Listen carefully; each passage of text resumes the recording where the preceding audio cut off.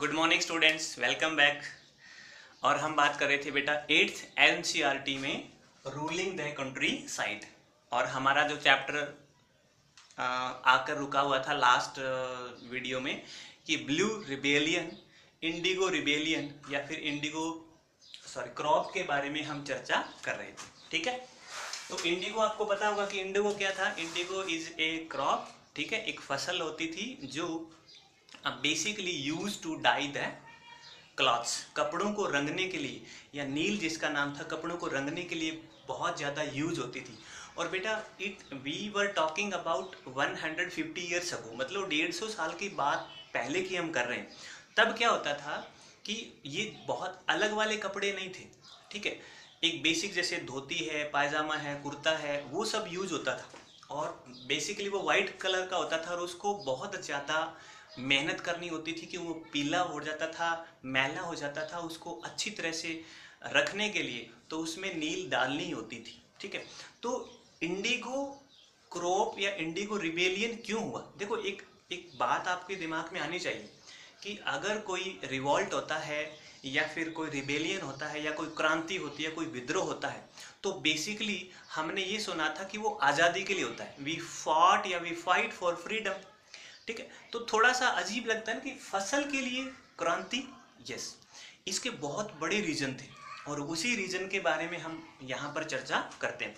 इससे पहले एक क्वेश्चन मैं आपको ये बताना चाहूँगा। क्वेश्चन आ सकता है कि why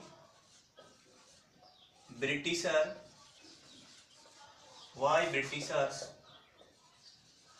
move to India for indigo. ठीक है, कि ब्रिटिशर या फिर फ्रेंच या फिर जो स्कॉटिश लोग आए थे वो इंडिगो इंडिया से ही क्यों इंपोर्ट करना चाहते थे? तो याद करो, लास्ट में हमने क्या पढ़ा था कि लास्ट हमने ये पढ़ा था कि वोद एक पौधा होता था, वोद, ठीक है, जो बेसिकली टेम्परेट जोन का था, यानी ठंडे प्रदेशों का था, और इसको प्रोडक्ट किया जाता था, उगाया जाता था यूरोप कंट्री में। तो इंडिगो के बदले में, यानी इंडिगो के स्थान पर और क्या यूज होता था? वोद। बट कोई आपको पूछ ले कि क्या डिफरेंस था वोद और इंडिगो में, तो हम कह सकते हो कि वोद का जो रंग था या वोद के पौधे से बनी हुई जो कलर था, जो नील था, वो उतना अच्छा नहीं था, क्वालिटी उसकी अच्छी नहीं थी और उसमें चमक नहीं थी। Contrary we can say that indigo जो प्लांट था, इंडिगो की डाई थी, it was so fine, so good, so आप कह सकते हो इट्स सो ब्राइट। ठीक है, इट्स ऑसम आप कह सकते हो, वेरी फैंटास्टिक। ये आप कह सकते हो कि that if when someone use indigo dye to colour the clothes, indigo मतलब colour to dye the clothes, the result were very fine या रिजल्ट वर वेरी परफेक्ट आप कह सकते हो। तो क्या कारण हुआ कि ब्रिटिशर इंडिया की तरफ भागे इंडिगो कल्टीवेट करवाने के लिए या फिर उसको प्रोडक्ट करने के लिए? याद करो, मैंने एक डेट बताई थी आपको कि 1783 और 1789 के बीच में क्या हुआ था। जो स्लेव थे अफ्रीका के, जमैका के आसपास के इलाके के जो स्लेव थे अफ्रीकन, जो अंग्रेजों के लिए काम करते थे, उन्होंने एक विद्रोह किया, एक क्रांति की, या फिर गुस्से में बहुत सारे अंग्रेज अधिकारियों को मार दिया, फसलें जला दी, घरों को जला दिया। तो परिणाम क्या हुआ? What was the result? Result ये हुआ कि जो प्रोडक्शन ऑफ वोद डिक्रीज हाफ, मतलब 1780-90 आते आते जो वोद का प्रोडक्शन था वो आधा हो गया था। वजह क्या थी? जो स्लेव थे, अफ्रीकन लोग थे, उन्होंने उसका प्रोडक्शन करने के लिए मना कर दिया था। अब ये प्रोडक्शन आधा हो गया तो बहुत ज़्यादा प्रॉब्लम आई यूरोप में। यूरोप कॉन्टिनेंट था उसमें कि भाई अब कपड़ों को रंगेंगे कैसे, ये तो बहुत बड़ा इश्यू हो गया है। तो उन्होंने ये सोचा कि क्यों ना हम इंडिगो को यूज करना स्टार्ट करें। और याद करो, बैन करवाया था इन्होंने, इन्हीं वोद के जो बिजनेसमैन थे, उन्होंने इंडिगो को इंपोर्ट करवाना बैन करवाया था भारत से, इंडिया से। But when they face a crisis, when they face a problem, they requested to their government कि आप जो बैन है उसको हटाओ, और बैन हटाया गया। Then Europe start to import indigo from India, और आपको एक डेट आती है आसपास इधर की 1810, यानी 1810 तक आते आते 95% जो डाई था, जो कलर था, या फिर इंडिगो कह सकते हैं इंडिया का, वो टोटल इंपोर्ट होना कहाँ से एक्सपोर्ट होना स्टार्ट हो गया था, कहाँ पर, यूरोप के लिए। इतनी ज़्यादा जो डिमांड बढ़ी यूरोप में कि मैक्सिमम जो इंडिगो था इंपोर्ट कर लिया किसने, यूरोप ने। अब होता क्या, देखो ये इंडिगो का जो पौधा था यहाँ पर बहुत ज़्यादा कम मजदूरी थी। फिर दूसरी बात, यहाँ तो राजा थे, तालुकादार थे, जमींदार थे, अंग्रेजों के गुलाम थे, तो मजदूरों से मजदूरी करवाई, उनको खाना खिलाया तो खिलाया, नहीं तो उनको भगा दिया, मतलब मजदूरी देना ही नहीं। सो लेबर वर सो चीप हेयर, ठीक है, बिकॉज इंडिया वर आप कह सकते हो rule by the Britisher, and उन्होंने जो बोल दिया that was a law, that was a कानून, आप कह सकते हैं कानून था। तो लेबर सस्ती थी।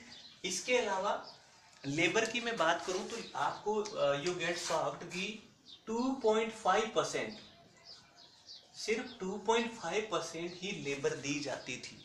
इसका मतलब क्या हुआ बेटा, अगर मेरे पास 100 रुपए की इंडिगो है तो किसान को सिर्फ 2.5 रुपए ही मिलेंगे, बाकी के पैसे कौन लेगी, गवर्नमेंट लेगी। और हम ये भी चर्चा कर चुके थे कि इंडिगो के लिए बहुत फर्टाइल ज़मीन चाहिए, उसकी रूट बहुत डीप जाएंगी, बहुत ज़्यादा मेहनत होती थी, और बहुत ज़्यादा काम करना पड़ता था इंडिगो के पौधे से रंग या फिर नील या फिर डाई आप बनाने के लिए, ठीक है। सो आपको सिर्फ थोड़ा यही याद रखना है कि एक क्वेश्चन, ये जो why Britisher move to India for indigo, क्यों आए, ये आपको याद करना आ सकता है, एक बहुत इंपॉर्टेंट क्वेश्चन है। तो सिंपल आपको क्या याद रखना है कि कपड़ों को रंगने के लिए यूरोप कॉन्टिनेंट में वॉद नामक जो पौधा था उसको यूज होता था, एंड इन एशिया में या फिर इंडिया में होता था इंडिगो, ठीक है। टू डाई द क्लॉथ्स आप कह सकते हो, टू कलर द क्लॉथ्स आप कह सकते हो।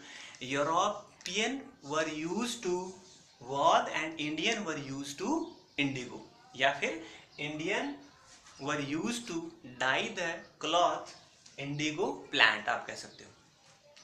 इसके बाद आप ये डेट याद कर सकते हो कि due to some problem in 1783 to 1789, या between 1783 to 1789 production of woad were decrease, या आप कह सकते हो आप कह सकते हो हाफ उसका प्रोडक्शन हो गया था। So when the production of woad decreases, the Britisher and the all businessman start to move to India because they thought that indigo's plants जो है it is more cheaper in India and the quality is better, यानी हमें जो खेती है वो cheap मतलब सस्ती मिलेगी, हमारी लागत कम आएगी और प्रॉफिट क्या होगा, ज़्यादा होगा, ठीक है। So that's why they move to India for indigo crop, और यहीं से स्टार्ट होती है इंडिगो रिबेलियन, ठीक है। तो आप इसको एक बार गो थ्रू करिए। और इसके बाद इंडिगो खेती के बारे में चर्चा करेंगे, जो 2 टाइप की होती थी, 2 टाइप, निज एंड रैयती।